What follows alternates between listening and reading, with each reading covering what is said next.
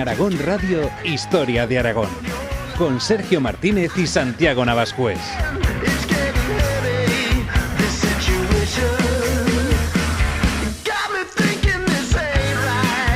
Uno de los momentos más significativos de la expansión del Reino de Aragón, de la formación del actual territorio y del avance hacia el sur a costa del Al-Ándalus fue la conquista de la ciudad de Zaragoza a finales del año 1118. Era una de las ciudades por entonces más pobladas de la península y también de Europa, un foco comercial estratégico y que había frenado durante siglos el avance cristiano hacia el sur. ¿Cómo fueron la preparación, el asedio y la conquista de Saracusta por las tropas comandadas por Alfonso I el Batallador? Soy Sergio Martínez, en la técnica está Joel Belda y te doy la bienvenida a este viaje por la historia de Aragón en Aragón Radio.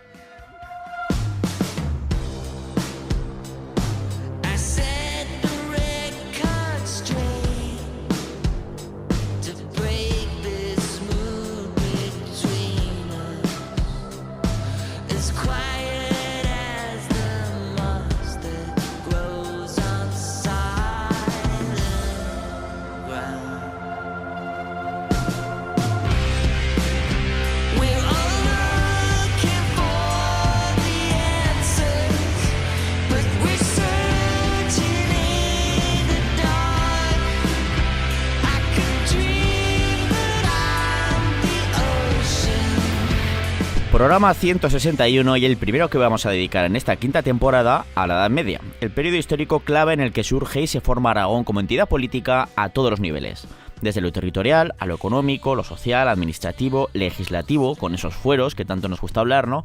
Y por supuesto también en lo político. A lo largo de las anteriores 4 temporadas hemos hablado de diferentes batallas o conquistas, como por ejemplo la batalla de Cutanda o la de Alcoraz, ¿no? Las cuales provocaron por ejemplo las conquistas de Calatayud y Huesca respectivamente.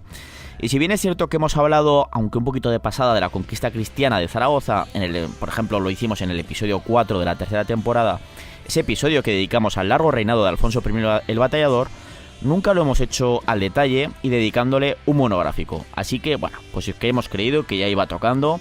Y ese es el tema de este episodio 161, el segundo de esta quinta temporada. Y como siempre, para hacer este viaje por el tiempo, pues me acompaña, como no podía ser de otra manera, el doctor en Historia, Santiago Navascués. Bienvenido, Santiago. Hola a todos, queridos oyentes. Bueno, volvemos otra vez con la Edad Media. La Edad Media. Que ya, yo sé que, bueno, es una época que le encanta a nuestros oyentes, ¿no? Y a nosotros pues también nos gusta haceros felices, ¿no? Y aparte nos gusta también. Y aparte pues lo que comentábamos, ¿no? Que es el periodo en el que, en cuanto a Aragón como tal, como entidad política, es el inicio de todo y buena parte de su desarrollo, ¿no? Tanto Sergio como yo somos más de antigua, ¿no? Hay que reconocerlo, ¿no? De formación, sí. Más de antigua. A mí de formación y de gusto. Y de gusto, además, ¿no? Sí. Pero la medieval también nos gusta mucho, también nos encanta. Es que nos hemos acabado convirtiendo en casi medievalistas por opción propia, ¿no? Porque al final nos metimos en esto y aunque ya sabéis que tocamos todos los palos y de hecho esta temporada la empezamos en la Segunda Guerra Mundial, o sea que está bastante lejana, ¿no? De la Edad Media, pero bueno, es nuestro nicho, ¿no? El medievo y toda esta época en la que tantas cositas pasan y en la que podemos contar tantas historias, algunas que contaremos esta temporada muy sorprendentes y que son, pues bueno, que dejan en mantillas casi esas historias que nos cuentan en las series y películas de ciencia ficción, que nos quedamos así un poco, hola, no sé qué, y luego la realidad, pues como se suele decir muchas veces, supera a la ficción en este caso, ¿no? La realidad supera a la ficción. Bueno, como decía, nos vamos al medievo. Y aunque la conquista de la ciudad de Saracusta, es decir, la actual Zaragoza, se produjo en el año 1118, bastante ya a finales de ese año, de hecho, lo cierto es que esta historia, pues como casi todo, ¿verdad, Santiago?, arranca mucho tiempo antes, ¿no? Y en la primera parte de este programa, pues vamos a tratar de dar un esbozo general tanto de la situación del Reino de Aragón como de la propia Zaragoza islámica en los años previos a su conquista por Alfonso I. Y así, pues de esta manera, poder comprender mucho mejor todo lo que ocurrió en los 7 meses, porque duró 7 meses, el asedio a la ciudad, que a veces parece, Zaragoza fue conquistada en 18 de diciembre de 1118 y ya está. Que parece que como mucho se te comenta que empezó el asedio en mayo, bueno, pues que pasó en esos meses, ¿no? Porque fue un asedio que duró más de medio año, es que no es poco, ¿no? Y es que normalmente, pues eso, se cuenta el momento en el que fue conquistada por las tropas cristianas como si hubiera sido un paseo militar. Pero en realidad no fue nada fácil y de hecho pudo haber fracasado en varias ocasiones, como iremos comentando a lo largo del programa. Hubo más de medio año de asedio en el que pues pasaron los calores del verano, Santiago, que en verano se está muy bien por aquí, muy agustico, ¿verdad? De temperatura y tal. Sí, ¿verdad? O sea, bueno, todos sabemos que no es muy agradable, ¿no? El verano aquí en Zaragoza, que digamos. Te fríes y luego llegaron los fríos ya en octubre y sobre todo noviembre y diciembre, o sea que... Tampoco es que sea muy agradable. Tuvieron las dos cosas, con su cierzo, así fresquico, ¿verdad? La verdad es que Zaragoza no es un lugar... En cuanto al clima, no, es una de las cositas, de las pocas cositas del Valle del Ebro que quizás que falla, ¿no? El clima. Que no es un lugar en el que apetezca pelearse. Sobre todo si tienes que dormir al raso o estar ahí en un asedio que más te está jugando la vida y todo eso, ¿no? Exacto, sí. Pues la verdad es que, bueno, hubo momentos en el que este asedio pues llegó a pender de un hilo y tampoco habría sido raro, ya que no era la primera vez que la Zaragoza islámica fue asediada, ni mucho menos por un ejército cristiano.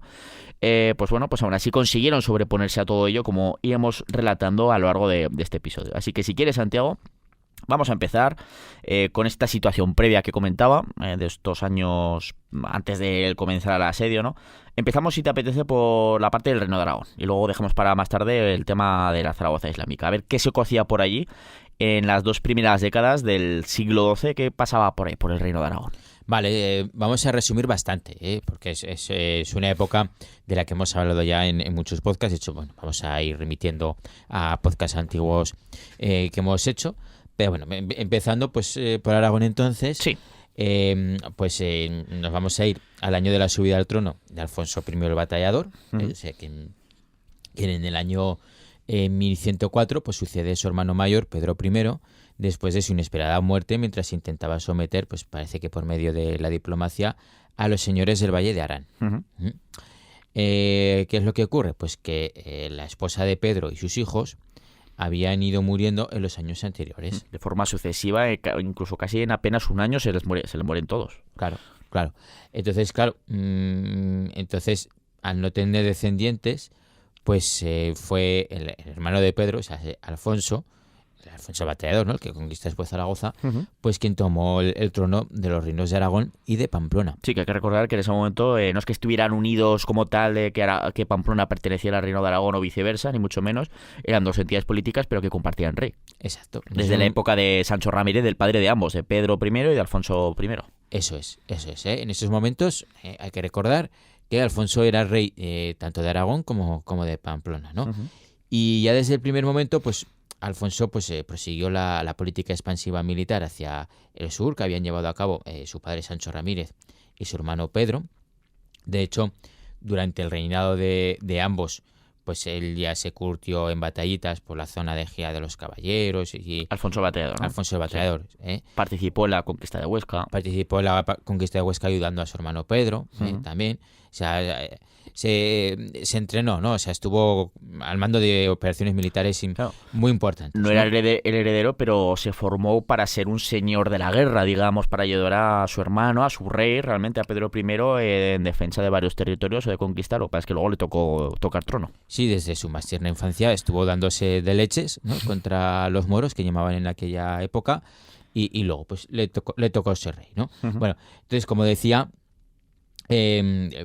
prosiguió la política expansiva militar, ¿no? Hacia el sur, que habían llevado a cabo su padre Sancho Ramírez y su hermano Pedro, quien en el año 1096 había conquistado la ciudad de Huesca y había proporcionado a Aragón su acceso al llano. Sí. ¿no? O sea, esto de la conquista de Huesca es como un punto de inflexión. Totalmente. Claro.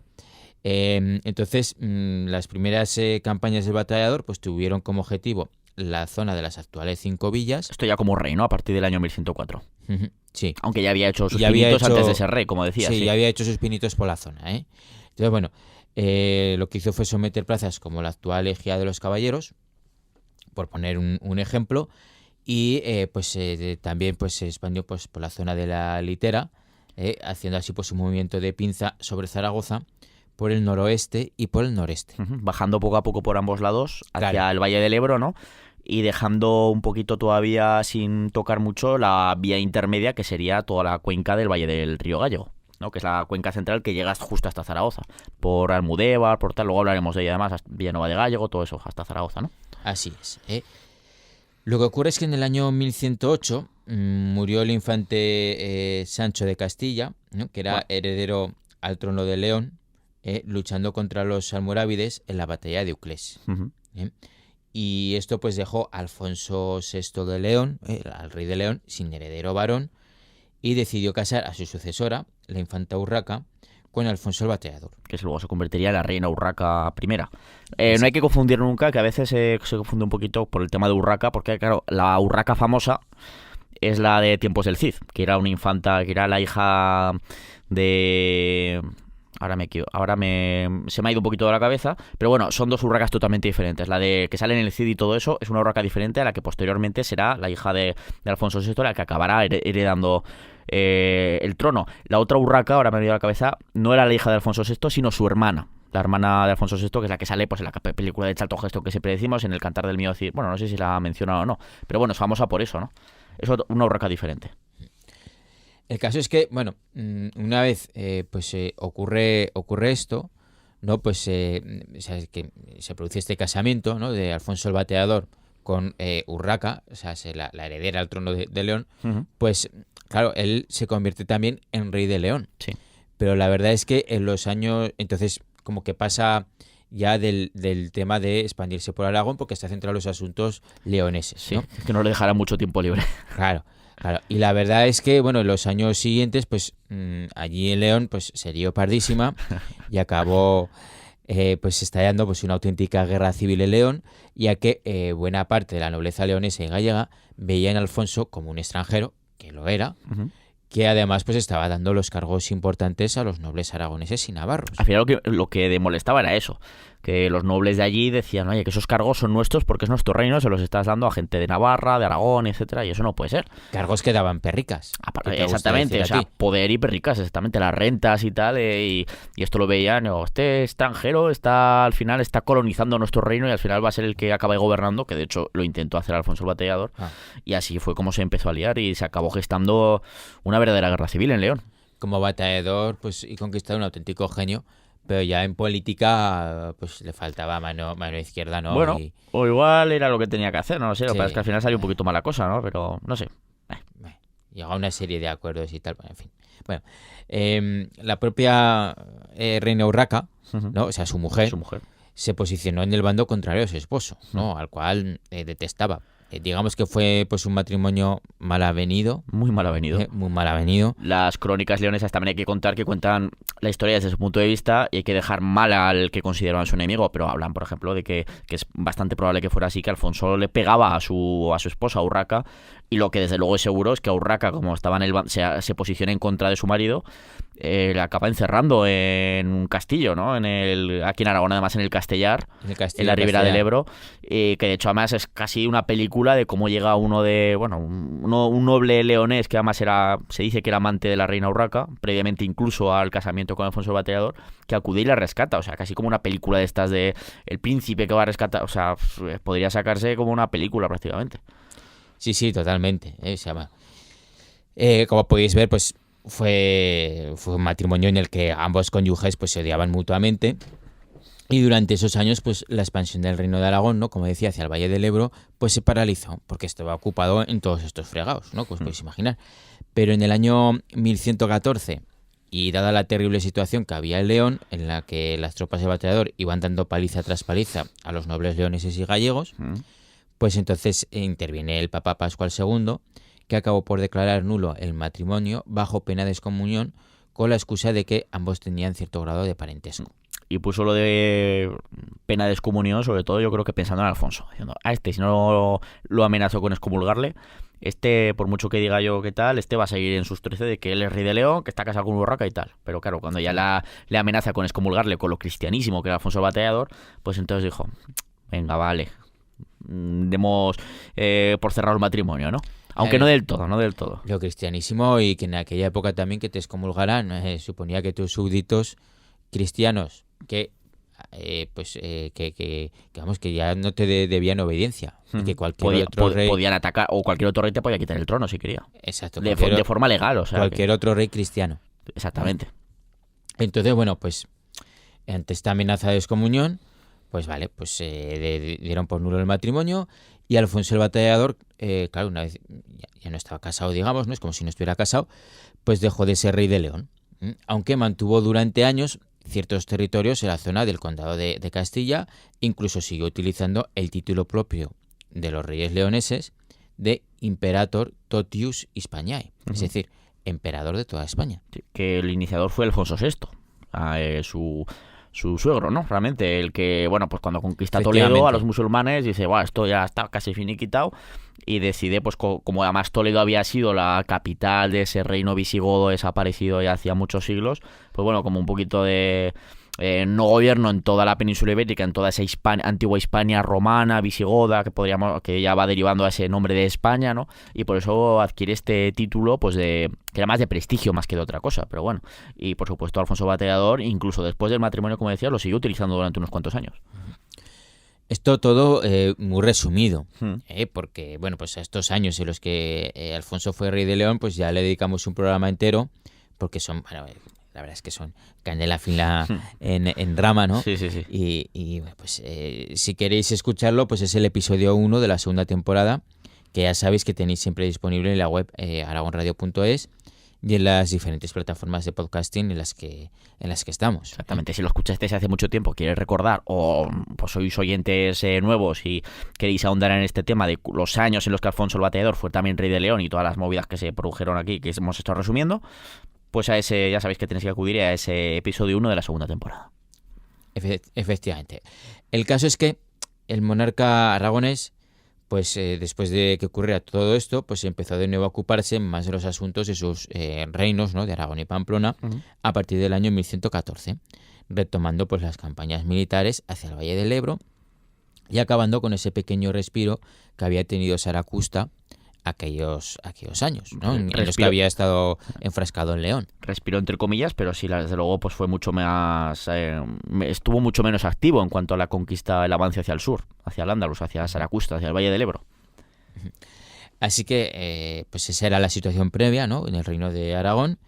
Y de momento nos quedamos en ese año 1114. Vale, ahora si te parece nos vamos a ver lo que ocurría más al sur. O sea, ya hemos dejado lo que pasaba en el reino de Aragón, nos vamos al Valle Medio del Ebro y más concretamente a la situación que había en esa ciudad de Zaragoza, ¿no? ¿Cuál era el panorama que había en ese momento, en esos años, en esos inicios del siglo XII?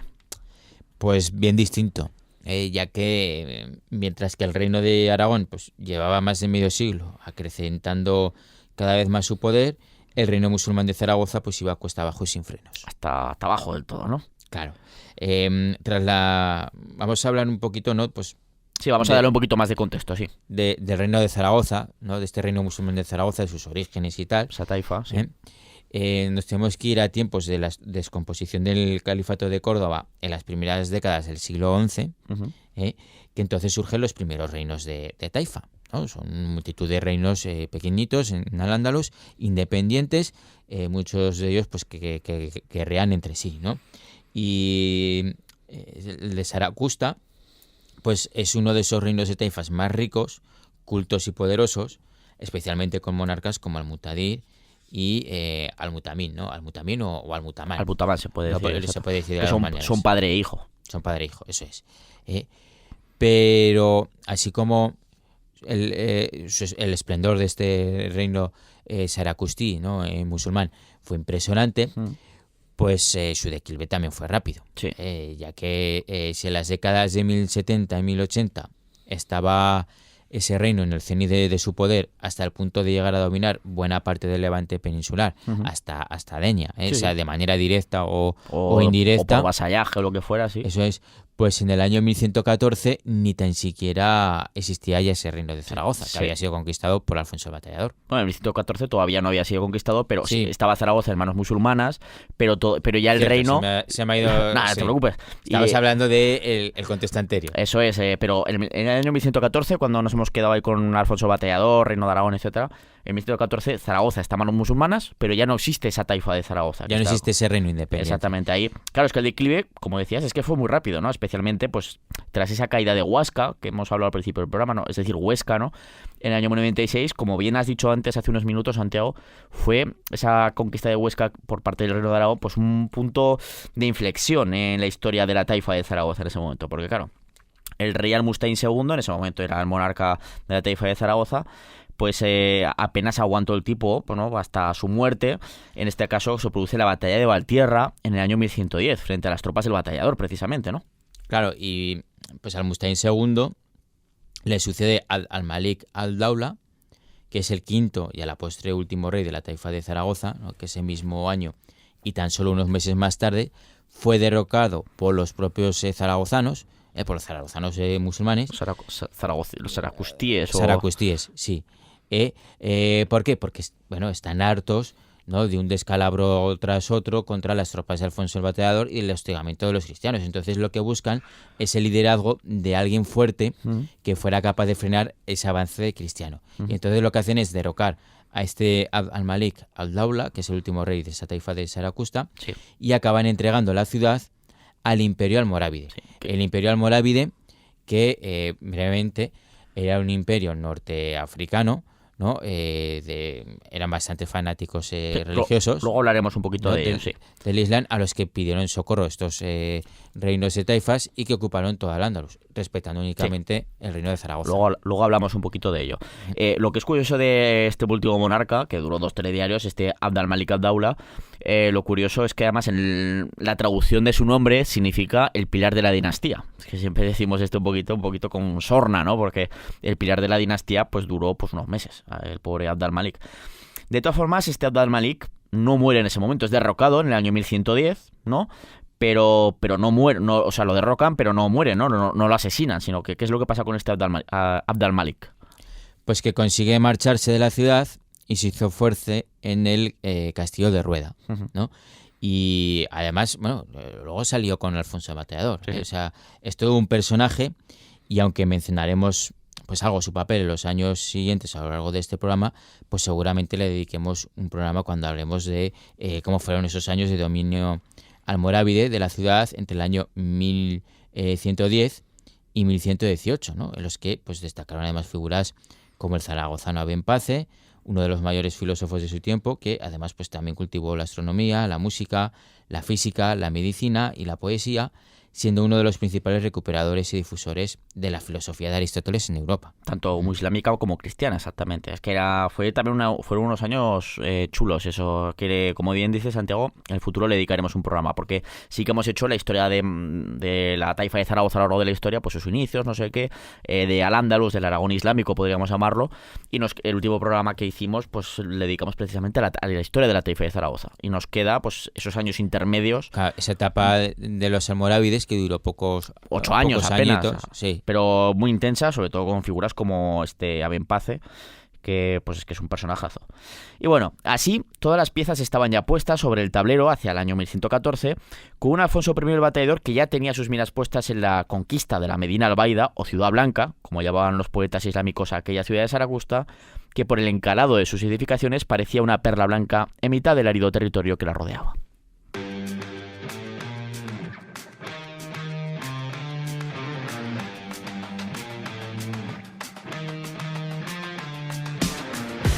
Take my heartache and I drown it out with silence. I forget everything by closing both my eyelids. I don't care if it means I'm floating out of my body. No, it's sorry. No. Hold up, watch me devour. So hot, I'm higher power. I got that feeling, driving the pain away. I'm running, screaming, no. I got that feeling, not gonna let it stay. I'm running, screaming, no.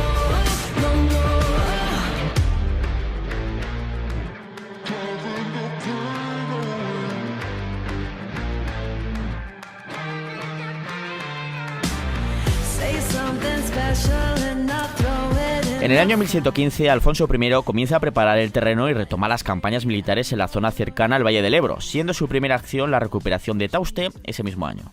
Y aunque Tauste, que ahora gracias al descubrimiento y excavaciones que se han realizado en estos últimos años, ¿no?, de una gran necrópolis, pues sabemos que tenía una población bastante más importante de lo que se había pensado, pues Tauste había sido conquistada ya en la campaña que realizó Alfonso Bateador en el año 1109, en la que había conquistado también Egea, que hemos comentado hace un ratito, ¿no? Pero parece ser que a los meses o al año siguiente debió volver a ser conquistada por los musulmanes, Tauste, aprovechando que el rey Aragones, pues eso, había estado o estaba bastante ocupado por León, como hemos estado comentando hace unos minutos. Probablemente Tauste fue conquistada de nuevo por los musulmanes en la campaña que realizó ese penúltimo rey de la taifa de Zaragoza, ese Al-Mustaín II, en el año 1110 y que desembocó en esa batalla de Valtierra, que también hemos comentado, que hemos mencionado hace unos minutos, en la que el propio rey acabó muriendo en esa batalla de Valtierra. Aún así, Tauste debió quedar en manos islámicas a pesar de la victoria cristiana, ya que en 1115 es reconquistada por las tropas aragonesas y navarras en esta época. Así que bueno, ¿qué es lo que ocurre en los años siguientes, Santiago? Pues, a ver, de todas formas, o sea, las campañas militares contra territorio islámico pues todavía tardaron un poco en llegar, ya que los años siguientes pues todavía coleaba el conflicto con Urraca de León, ¿no? Debido a que Alfonso pues mantenía todavía el dominio de amplias zonas del reino vecino, como La Rioja, Álava, Soria y buena parte de la región de Burgos, ¿no? Por lo que tuvo que acudir allí constantemente para proteger esos dominios y finalmente para cerrar algunos acuerdos con su ya ex esposa y la nobleza leonesa y sobre todo castellana. O sea, que por resumir un poquito, a pesar de que el matrimonio se termina hacia 1114, no es que ya, venga, vuelvo a Aragón y ya me empiezo a dedicar a conquistar Zaragoza. No, todavía no. O sea, claro, no todo es tan fácil, todo tiene su proceso. Había ¿no? todavía movidas por la zona de León, Castilla, sobre todo, como decías. Claro. Y también había que recuperar plazas perdidas recientemente, como la propia Tauste, que comentaba, ¿no? Claro, y hay que negociar. A ver, ahora que nos separamos, a ver cómo arreglamos esto, ¿no? Claro. Entonces, bueno, como muestra de esto, pues vemos que en el año 1116 el rey aragonés pues está concediendo fueras a Belorado, que es una población que está a apenas pues 40 kilómetros al este de la misma ciudad de Burgos. Seguro que los oyentes que hayan hecho alguna vez esa parte del Camino de Santiago conocen o al menos les suena la localidad. Yo, por ejemplo, a mí me tocó estar en Belorado. Es el primer, cuando haces el Camino de Santiago, es el primer, una vez que entras en la provincia de Burgos, es el primer pueblo que te encuentras así grandote de parar y todo eso. Y por supuesto, en cuanto entré, ¿qué es lo primero que hice? Probar morcilla de Burgos, por supuesto que sí. No podía ser otra cosa, ¿verdad?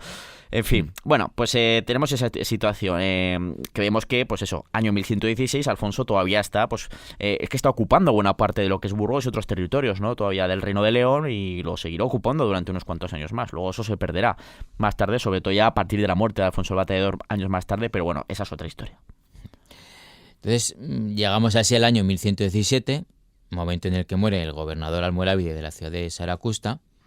Y por resumir, pues los almorávides, ¿no? Que decía antes, pues eran provenientes del norte de África, ¿no? Ese imperio norteafricano que decía, ¿no? Que eran fanáticos religiosos y tenían una visión mucho más estricta y combativa del Islam. Más de llevar a cabo la yihad, la Guerra Santa, etcétera. Claro, habían pedido pues auxilio esos débiles reinos taifas de Al-Ándalus y habían acudido a su socorro y una vez llegan, como no son, como tampoco eran tontos, dijeron pues ahora que estamos aquí nos quedamos con todo Al-Ándalus y respetaron únicamente a el reino taifa de Zaragoza. Y al del Albarracín. Y al de Albarracín, efectivamente. Así hasta que en el caso del reino de Zaragoza, los propios zaragozanos derrocan al Malik y entregan el reino a los almorávides. Claro, es que la llegada de los almorávides al Andalus, ¿no?, se produce cuando en el año 1085 los leoneses, pues lo que hemos comentado antes, conquistan la ciudad de Toledo. Y en ese momento, pues algunos reyes de Taifa del Sur, pues ya, pues en plan, les entra el tembleque y pensando que los siguientes en poco tiempo iban a ser ellos. Y es cuando piden socorro a sus correligionarios norteafricanos que, pues eso, sí que llegan a partir del año 1086, desembarcan con un ejército. Pero bueno, llegan para quedarse, no para llegar, venga, os ayudamos y luego pues dice, mira, estos reyesuelos y tal están aquí más preocupados de la astronomía, la poesía, no sé qué, vamos, que el hombre blandengue, ¿no? Como decía, en fin, es que vaya tela, ¿no? Eso es lo que pensaban los almorávides en ese momento de los reyes de Taifa, de la mayoría, salvo, como bien les he mencionado, esas dos taifas del norte, que sean de Zaragoza y de Albarracín, que eso sí que estaban llevando a cabo todavía una lucha activa contra los cristianos y por lo tanto todavía dejan que se mantengan ahí hasta que pasa lo que pasa ya años más tarde. El reino de Taifa se empieza ya a derrumbar por sí mismo ante la presión aragonesa y se produce por los propios zaragozanos. Son al final los propios zaragozanos los que piden que los almorávides gobiernen la ciudad. Ni siquiera los almorávides intervienen al menos de forma directa. Que seguro que habría por ahí el típico agente que se dice, sí, ¿no? Diciendo, pues podría... incitando. Echándose unos vinos o lo que fuera, a pesar de que sabemos que supuestamente en el Islam prohíbe el consumo de alcohol, sabemos que se producía y se consumía. A ver, esto es así, ¿no? Pues eso, ahí diciendo... Pues en plan cuñado de barra de bar, ¿no? En plan, pues deberíamos llamar a los almorávides, que eso sí que luchan bien, eso sí que con ellos conseguiríamos mantener Zaragoza o Saracusta en manos islámicas. En fin, bueno. Sí. Y una vez llegan estos almorávides, pues la verdad es que estaban todos los reinos cristianos del norte de la península con el canguelo, También. ¿no? Sobre todo tras esa derrota que infringen a los leoneses en el año 1086, después de al año siguiente de conquistar Toledo, y tan solo Alfonso I el Batallador sabe hacerles frente, ¿no? Durante su reinado, o sea, siendo un auténtico azote para estos almorávides. Es que de hecho Alfonso VI por eso busca a Alfonso el Bateador para que se case él con su hija Urraca, que en ese momento estaba viuda y tal, para que le apoye, porque era el paladín cristiano del momento en la península ibérica, el único que pues estaba consiguiendo alguna victoria, frenarles un poquito y tal. Claro. Entonces, tras la absorción de la taifa de Zaragoza por parte de los almorávides en el año 1110, que hemos contado antes, pues la ciudad y las tierras dependientes a lo largo del Valle Medio del Ebro pasaron a ser gobernadas por estos almorávides, pero con la muerte de su gobernador en el año 1117 se produce cierto vacío de poder en la ciudad y en la región. Claro. ¿No? Entonces el gobierno pasó interinamente al gobernador almorávide de la lejana Murcia, que llegó a ir ese mismo año hasta Zaragoza para inspeccionar la situación para después marcharse. Y de ahí que se quede cierto vacío de poder, ¿no? Que no haya una figura fuerte realmente en la ciudad para acometer su defensa y la defensa de la zona. Claro, es que este imperio almorávide es un gigantesco imperio, ¿no? Y Zaragoza como que, pues, como que quedaba un poco a desmano, ¿no? Sí. Entonces, claro, entre que se muere el gobernador, cambian de gobernador y tal, bueno, pues tenía su proceso, ¿no? Entonces en esos momentos, pues la ciudad no estaba especialmente bien protegida por tropas, aunque aún así su conquista pues suponía un verdadero reto para el reino de Aragón, ¿no? Dado que se trataba de una de las ciudades más grandes y pobladas del Al-Ándalus en ese momento, y ojo, y también de Europa, ¿no? O sea, algunas investigaciones calculan por el tamaño que tenía la ciudad que su población rondaría los 25.000 habitantes, ¿no? Un tamaño muy considerable en aquella época, en aquella Europa de inicios del siglo XII. Era más grande que Londres, por ejemplo. ¿no? Y bueno, a ver, es que era una ciudad que difícilmente se podía tomar al asalto, se podía, pero era complicado y además el coste en vidas era muy importante, ¿no? Ya que, bueno, igual que cualquier otra plaza realmente, ¿no? Y es que, bueno, es que Alfonso I de Aragón y de Pamplona, pues también es verdad que no contaba con las fuerzas suficientes para conseguirlo. Y también la forma alternativa, que era un asedio, pues era algo muy complejo, ¿no? Dada la protección que, por ejemplo, la ciudad de Saracusta o Zaragoza, ¿no? Ya sabemos que tenía, pues le daba protección por el norte el río Ebro, ¿no? Y también por el sureste tenía, pues ese foso natural que es el río Huerva. O sea, que ya quedaba solo una de las partes, la parte del oeste y suroeste de la ciudad, un poco más libre de accidentes naturales y aún así pues que estaban sus fortificaciones, no era algo fácil de conquistar. Y que en aquellos momentos, o sea, había algún puente sobre el río Ebro, pero no había la cantidad de puentes, ¿no? Y de comunicaciones que hay ahora entre una orilla y otra del Ebro. O sea, el Ebro constituía una verdadera barrera, ¿no? Una verdadera frontera. Bueno, según los momentos y tal, pero desde luego complicaba el poder hacer un asalto por ahí, desde luego. Al final, en definitiva, es que se necesitaba un ejército muy importante en lo numérico para poder tener pues cierta garantía de éxito, ¿no? Porque ya que vas con cierta garantía de, pues igual sale bien, porque ir pana es tontería, ¿no? Como se suele decir también. Y además de contar, o sea, es que también se necesitaban armas de asedio, de lo que prácticamente adolecían las mesnadas del monarca aragonés. No tenían esa tradición de tener un tren de asedio, de diferentes armas que pudieran ir atacando las defensas de una ciudad, de cualquier ciudad.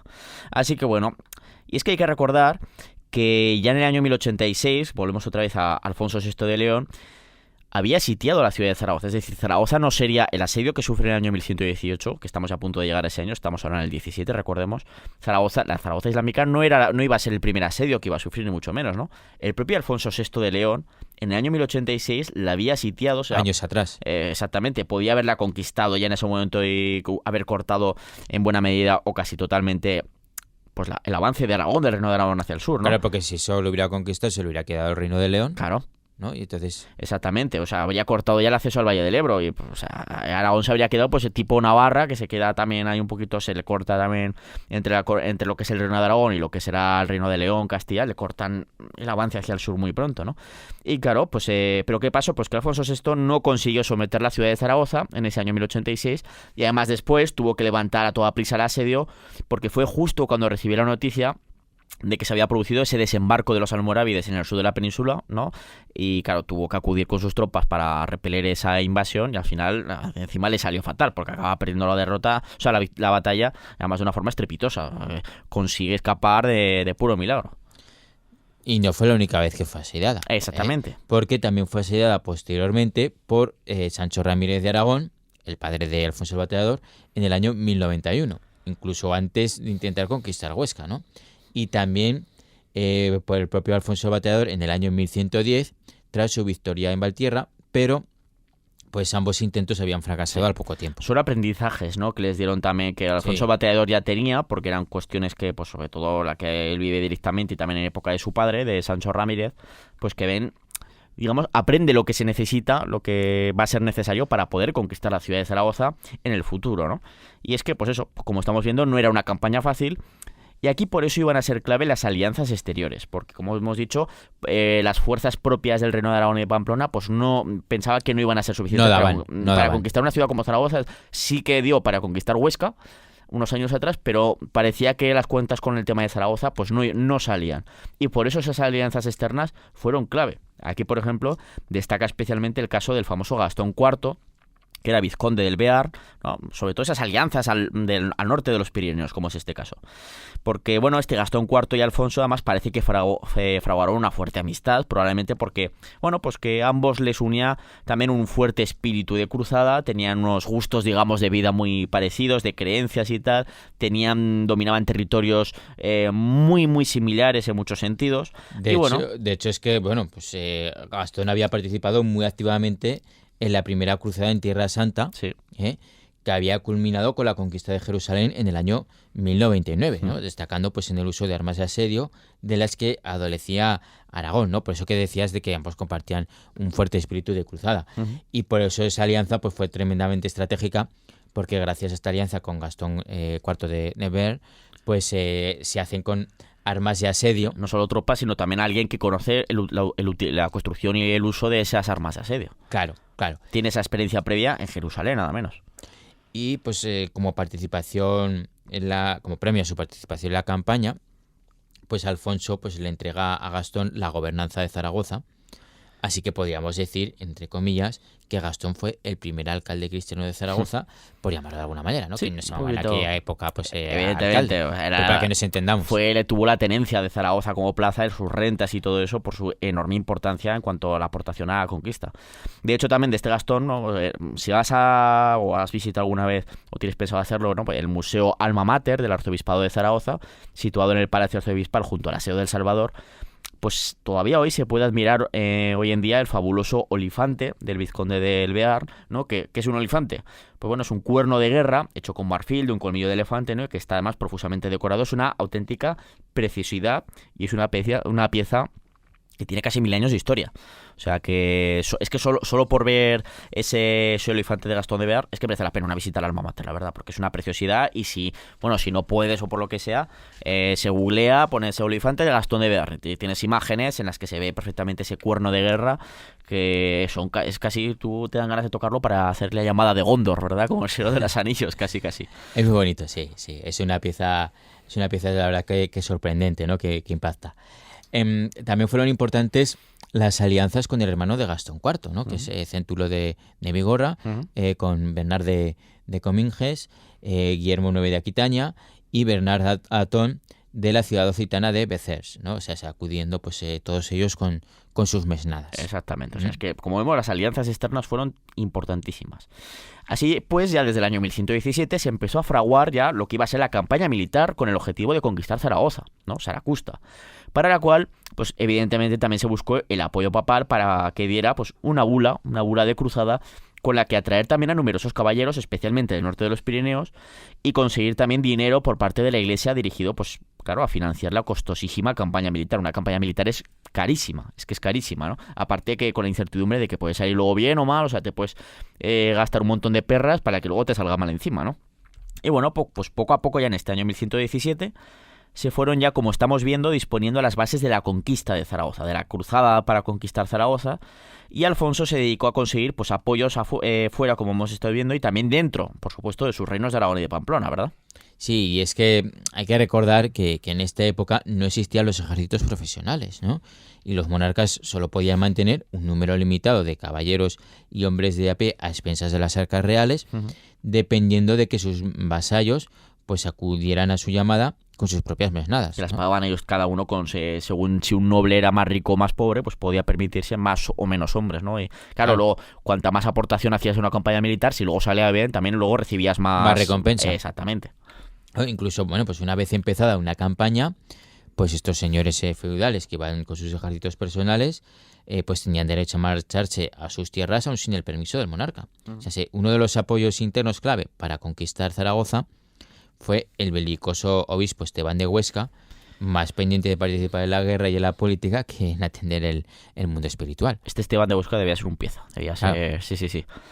Y bueno, pero de hecho es que fue un personaje muy importante para la conquista de Zaragoza. Dio un importante apoyo al rey Alfonso, pagando tropas del erario de su propio obispado de Huesca, lo que le valió luego que el monarca, pues evidentemente, le concediera diferentes premios, incluso antes de conquistar la ciudad. Digo, si cuando la conquistemos Zaragoza te daré esto. Por ejemplo, le ofreció las rentas de la ya existente iglesia de Santa Engracia de Zaragoza, que ya había una iglesia.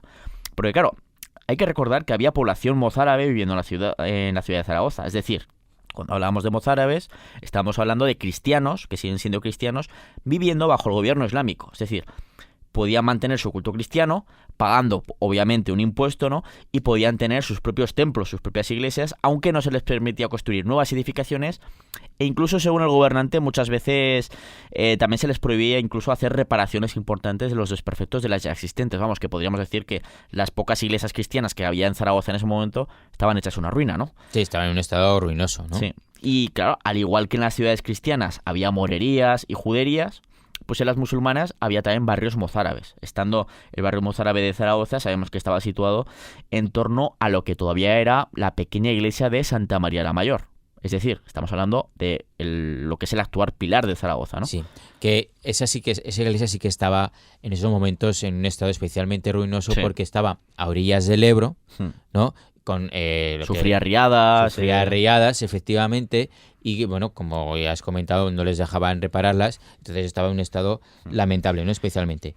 Aunque, bueno, como veremos, pues no era la única iglesia cristiana, como atestigua ese caso también de Santa Engracia, que de hecho la iglesia de Santa Engracia, o sea, Santa Engracia era la santa más importante en aquellos momentos, ¿no? Para los Exactamente. cristianos de Zaragoza, y no la Virgen del Pilar, Eso ¿no? será mucho más tarde. Eso será mucho más tarde. O sea, en febrero del año 1118, el Papa Gelasio II pues concedió por fin una bula de cruzada para la campaña, ratificada ese mismo mes en el concilio celebrado en la ciudad de Toulouse. Y ahora ya sí, pues la campaña para conquistar Saracusta pues estaba a punto de convertirse en una realidad, con todos los preparativos y deberes hechos ya, ¿no? Exactamente. Fue ya a partir del mes de marzo del año 1118 cuando se inició la convocatoria de tropas. En este caso se hizo una hierve, pues a donde acudió un gran número de caballeros y señores del sur de lo que hoy es Francia, ¿no? Que acuden con sus tropas, sus vasallos, bueno, como algunos de los casos que hemos mencionado anteriormente. También acuden a la llamada, a esta llamada de cruzada, el conde Bernardo Ramón de Urgel y Pallars, que era feudatario en esa época de Alfonso I de Aragón, así como el señor de Vizcaya, que era Diego López de Haro, que había quedado también como vasallo del rey aragonés, es decir, un territorio pues que pertenecía más al reino de León y tal, pero que por esas cuitas que hemos estado hablando de entre Alfonso y León, pues y Alfonso I con el reino de León, con Urraca, pues acaba quedándose durante buena parte de su reinado, pues buena parte de lo que hemos dicho, de lo que es la actual Rioja, Burgos, la zona de Vizcaya un poquito, y aquí como muestra es que tenemos a el señor más importante, el señor de Vizcaya, lo tenemos participando en la campaña en la cruzada de Zaragoza.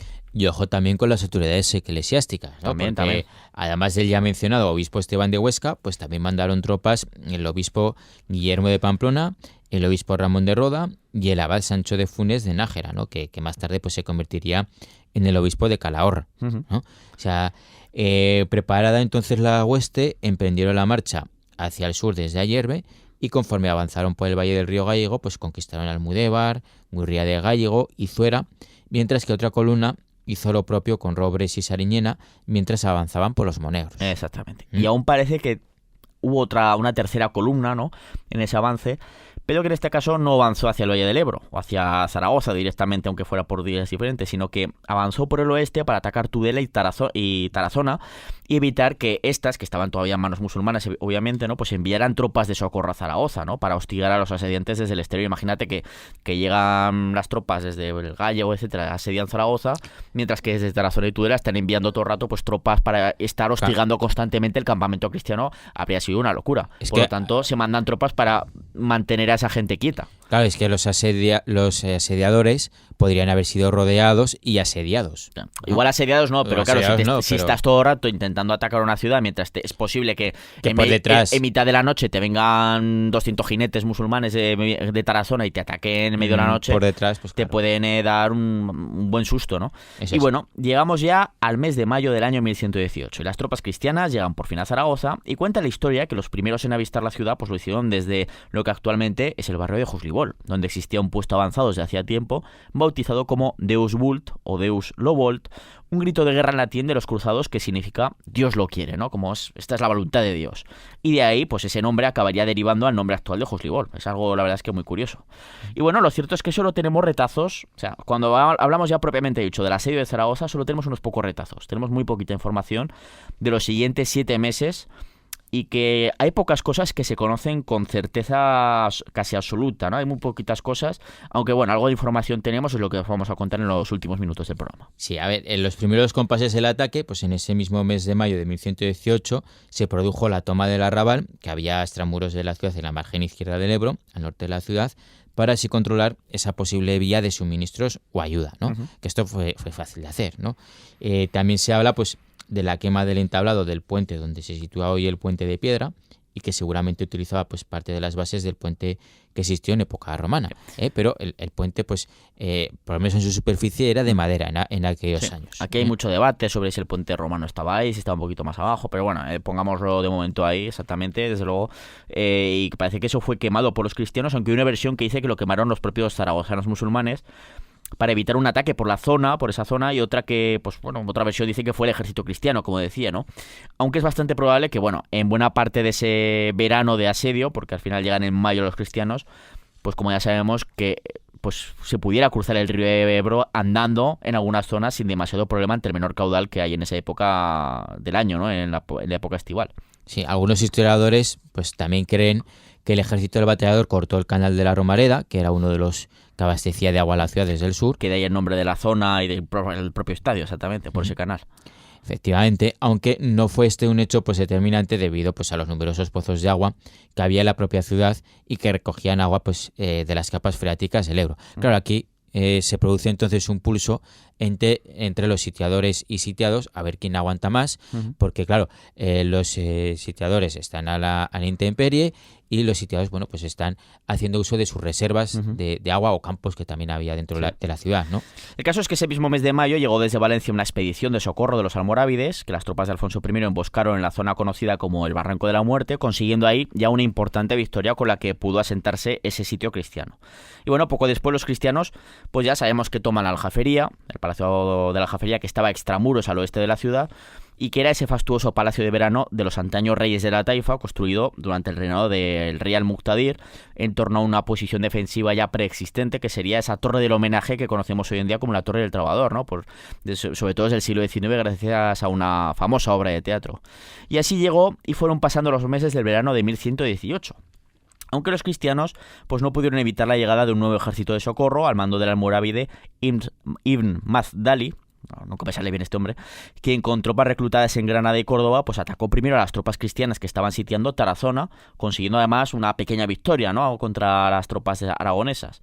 No consiguió levantar ese asedio, aunque sí que es verdad que consiguió reforzar la defensa de Tudela, para después con el resto de tropas, estos almorávides, consiguen llegar a Zaragoza y entrar en la ciudad, y este Ibn Mazdali acaba haciéndose con el liderazgo de la resistencia a partir del mes de septiembre. Sí, llegó entonces el otoño y los primeros fríos, especialmente duros viviendo los campamentos a la intemperie, lo que puso en gran peligro la continuidad del asedio, dado que este se estaba alargando, ¿no? Es ese pulso del que estaba hablando yo antes, ¿no?, entre sitiadores y sitiados. De hecho, pues no pocos francos, ¿no?, que acudieron a la llamada de cruzada, pues la abandonaron pensando que la ciudad pues no iba a caer, y solo el obispo Esteban de Huesca, quien volvió a dar dinero para evitar la marcha de buena parte de las tropas, pues evitó el fin del asedio. Podría haber acabado perfectamente ahí, ¿no?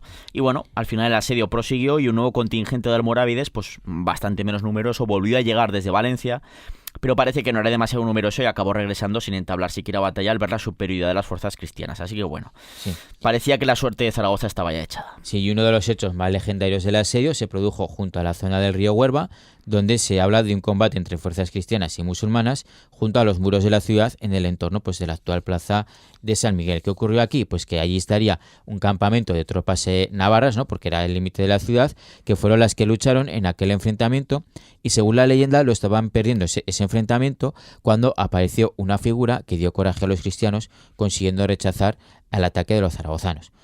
Luego, ¿qué pasó? Pues que se dijo que esa figura era el arcángel San Miguel, y de ahí que más tarde se erigirá en el lugar la iglesia de San Miguel de los Navarros. Exactamente. ¿No? Y bueno, llegamos ya al mes de noviembre del año 1118 y es un mes clave porque ahí muere Ibn Dali, este líder de los almorávides que había entrado a la ciudad en septiembre con tropas de refresco, pues muere el líder de la defensa de Saracusta y claro, esto hace que se desmoralice mucho a los defensores, ¿no? Cunde el desánimo, aunque todavía resistieron un poquito más hasta ya convencerse de que no iba a llegar más ayudas del exterior, y es que de hecho los almorávides serían incapaces ya de enviar un ejército potente a la zona hasta algo más de año y medio después, siendo totalmente este ejército, cuando llega a la zona, derrotado en el año 1120 por Alfonso el Bateador también, en esa célebre batalla de Cutanda. O sea Sí, que... o sea, hacia los días 10 y 11 de diciembre, pues por fin se negociaron las capitulaciones de rendición, produciéndose la entrega de la ciudad y la entrada del rey el día 18 de diciembre del año 1118. Exactamente, y así, pues de esa manera, acababan ese 18 de diciembre del año 1118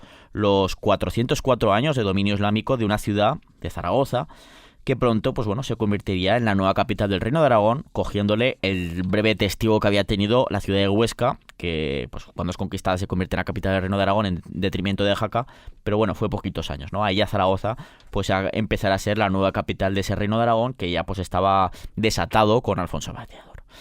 Y así fue la conquista de Zaragoza. Ya sabéis, y como habéis visto, pues la parte de los 7 meses que dura el asedio, pues apenas hemos dado datos, porque como os hemos comentado, pues es que hay muy poquitas cosas que se puedan decir con certeza.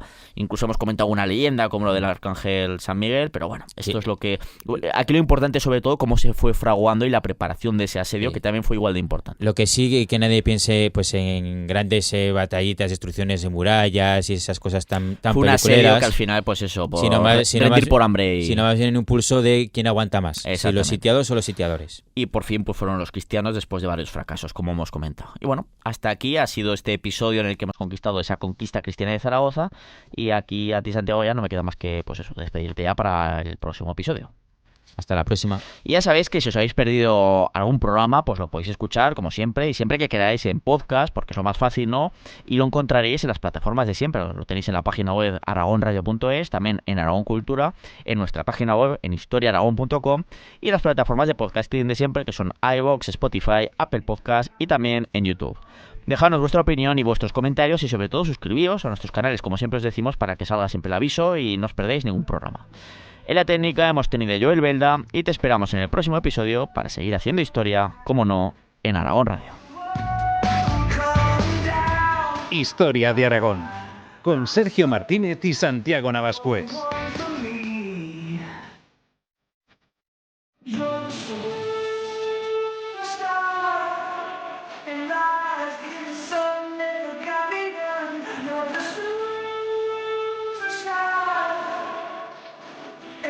Kissed by the flames on me so good.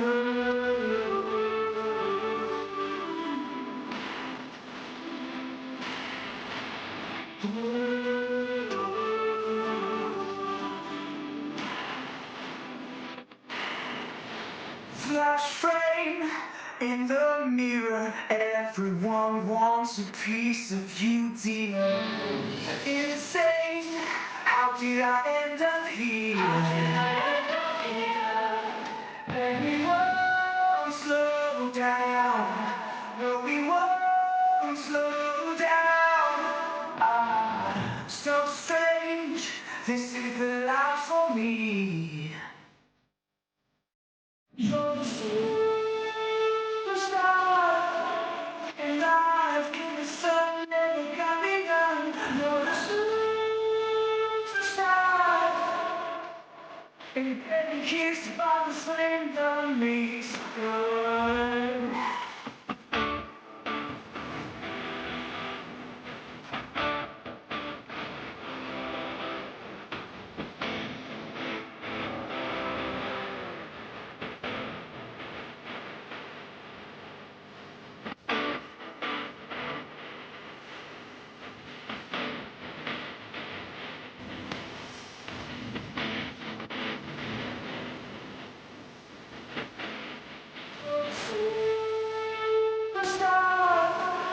And I've given sun never got me none. You're a superstar.